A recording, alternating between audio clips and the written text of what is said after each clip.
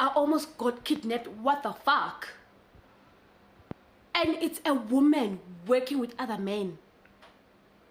Like, make it make sense. As in Tombazana, ufuna ukudayisa mina. Hey, boo, guys. I'm still shaking na man. So I was just in a call with this guy. But it's a guy and a boy, ne. So tell him fana la mfana, uthi mfana bafuna kuda. It's okay, sharp, what done? Oh, uthi mfana ufuna kuda, ngathi hayi ufuna ungibambe inkuthi. Nakhona in my head ngikusho nje just in passing ngiya joke. Shothi mfana uphelekile wakhathi phone. After a minute kwashaya intombazane. Yashaya intombazane yathi hi, kunalomlungu lona ofuna senze izinto. Ngithi hayi, I don't travel, I host. Lucky for me, kukahle ku host because you have control of your environment. Ngithi no chami, I don't travel, I host. So if ngifuna kwenza itrip ngibuya ngihlala khona. It's an apartment, the security and everything. Athi intombazane okay, sharp siye Sophia nga 9:30 ne. Funa sibafikile manje.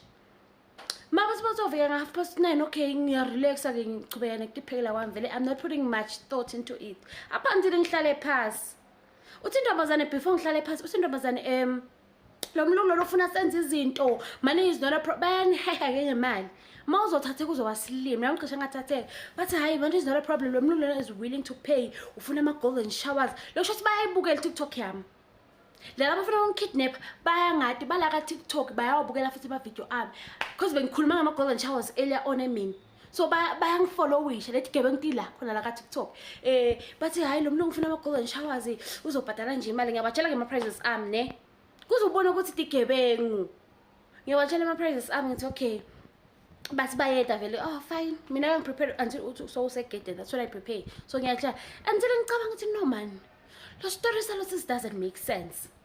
Initially when I was speaking to just a normal guy bengasi accent yomlungu jiki uthi yena sisingisomitha umlungu ngithi hayi asengishayelo sisengimsendele please call a phone ngimbhazela actually a phone maka phone ngithi chome your story is not making sense for me utheke balo guy uyiphi race uyini umzulu uyini because it just doesn't make sense for me right now athi intombazane hayi uyi Nigerian nje mina chome uthi dawula ngomlungu avela akhathi call so mantombazane khohlakele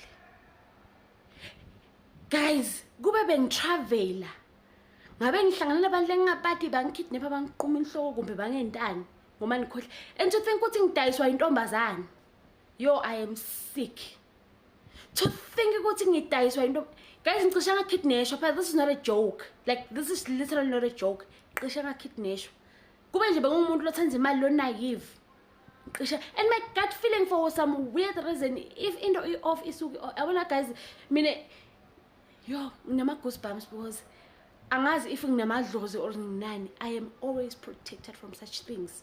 I just can sense them coming. My spirit was not okay. And then so in my head I'm like, hi man. Like ingomba nyami ngitshela ukuthi imali do it for the man because bakhuluma ngemali leni but still in my head I'm like I don't want to do this and in the back of my head I am hoping ukuthi bacancele only for my head to click ukuthi fuck bacishe bangikidnap bengilothi ngiyabalanza lapha downstairs bafike bangifake emotweni bahambe nami ngicishe ngikidnashwa intombazana guys mantombazana akhohlakele and if lucky for me angisawenza ama-3 ayilona ngibekubona and lucky for me angisakwenzi lento ukuthi ngizozana ngithu vele angikwenzi. Hello Mzansi, welcome to Mgosi waseMzansi. If today is your first time visiting this channel, please do the right thing and click the subscribe button.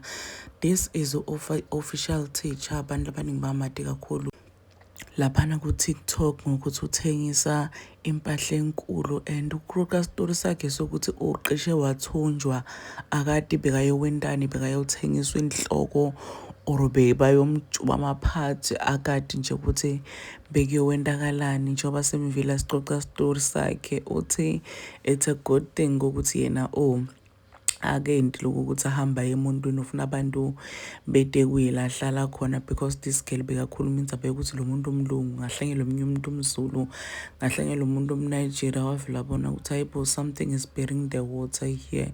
People are saying ukuthi kufanele uwaqaphele abe safe because umsebenzi wakhe I cha risk shem. Do comment your thoughts down on the comment section. I am signing out. Goodbye.